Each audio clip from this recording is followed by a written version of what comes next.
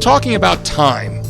Now, last week I introduced you to two competing theories about how time works, the A theory of time and the B theory of time. If you're not already familiar with those, I'd strongly encourage you to go back and watch last week's episode before you try to dive any deeper into this one. But basically, the A theory says that moments in time come into existence, exist, and then fade away from existence.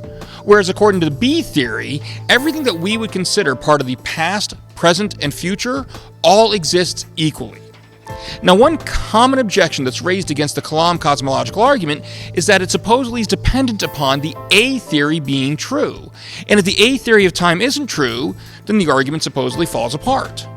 Now, what the Kalam argument says is this: whatever begins to exist has a cause, the universe began to exist, therefore the universe has a cause.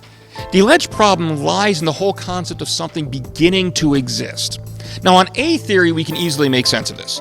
After all, if a moment in time doesn't exist, then it comes into existence before it fades away, then anything that began simultaneously with that moment in time could be said to have begun to exist at that moment. But what if time doesn't come into and go out of existence like A theory claims? If all moments in time are equally existent, then does it really make sense anymore to say that anything ever really begins? After all, if in reality all points in time exist, including those we perceive as being before an object comes into existence, while it exists, or even after it stopped existing, then it's really kind of hard to point to a beginning. That's the objection.